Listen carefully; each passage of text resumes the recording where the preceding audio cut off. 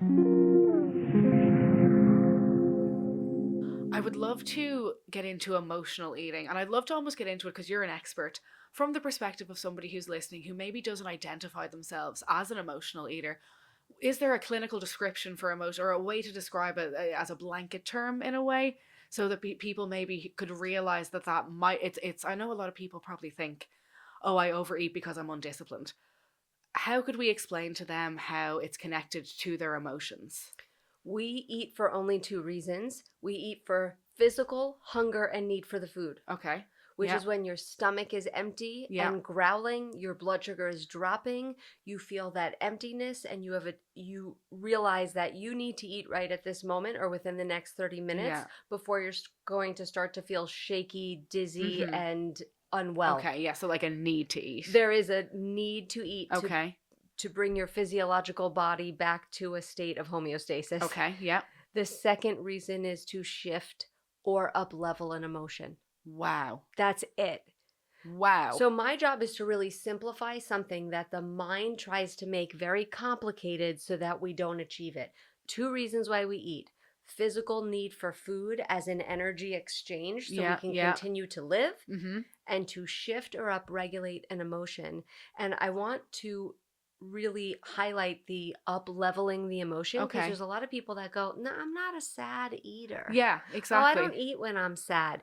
But then when they get a job promotion or get good news in Payday. their life, they're We're like, gonna get takeout. Yeah. let's go eat, let's go celebrate. And so I guess that is emotional eating too. It It doesn't is. necessarily have to be a sad emotion or a comfort situation. if you're putting food in your mouth and you're not physically hungry for it, That's it. it's emotional eating. Wow.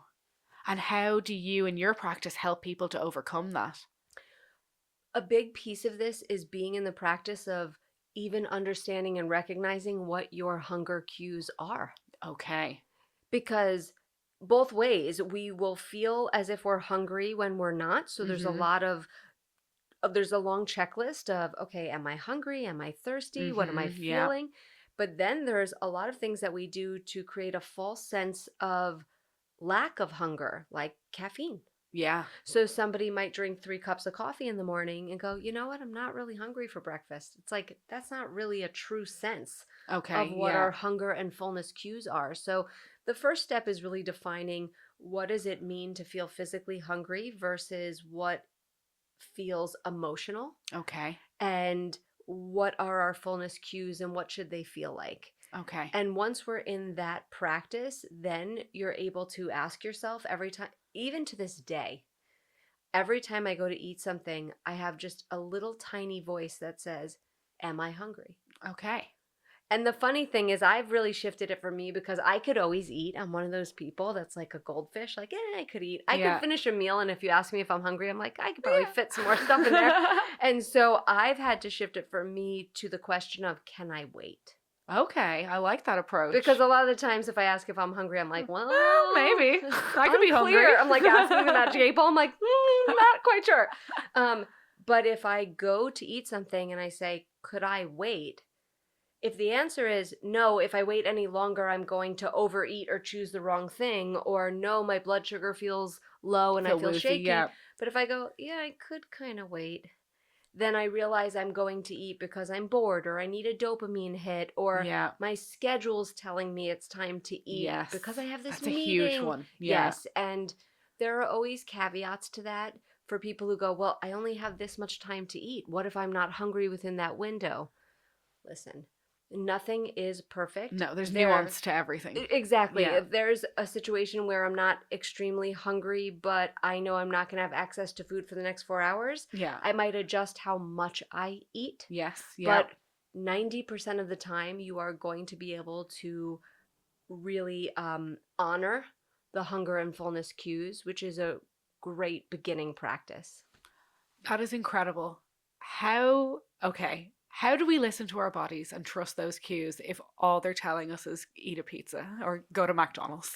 It's complicated because when we have imbalance in the body, the body starts to crave things that lead us astray. Gosh, so we're getting away from the spiritual then back into kind of a physical aspect we here. Are. Yeah. Thank you for saying that. It's beginning to trust the body is letting go of all the BS too. You have to be like a BS sniffer of your own stuff. Okay, yeah, yeah. Like, yes, I'm craving salt, Yeah. so I order fries. Mhm. Like, listen, you could cut up an avocado and put high quality sea salt on it. Exactly. And so yeah. you have to be able to sniff where that line is like, okay, you're BSing yourself and you need to come back. But I would say when you feel you're craving foods that you know are not healthy for you, there's some imbalance there, and that's when you need to address it. Typically gut infection, hormones that are out of balance. But when you are in balance, there are days in which I'm craving lots of animal protein and I will go for that. And then there's days in which I'm not.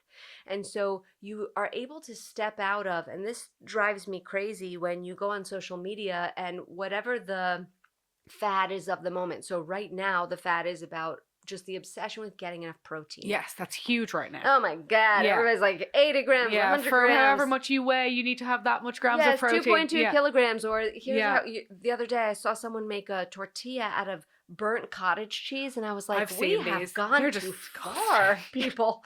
So is there science around getting adequate protein to help balance blood sugar, to help balance hormones, to make satiated. neurotransmitters, to be satiated, to help muscle mass and exercise recovery, and all of those things are valid. But there's so many other factors that would dictate whether or not your body even intuitively wants that much protein on a Tuesday versus a Wednesday, especially for women because we cycle. Yes, yeah. And so I love that I'm able to look at all that information. Carbs are good for you. Carbs are bad for you. Fat, get this much fat, get this much protein. And know that I have taught myself the intuitive language of the body. So that's one of my jobs as a practitioner who number one interest is permanent change is I teach you how to speak your body's language. That is such a tool that that is a lasting tool. Whereas giving someone a menu for the week that has everything's all balanced, all the nutrition's balanced, they're going to stick to it for a week and they're not going to have any tools to continue.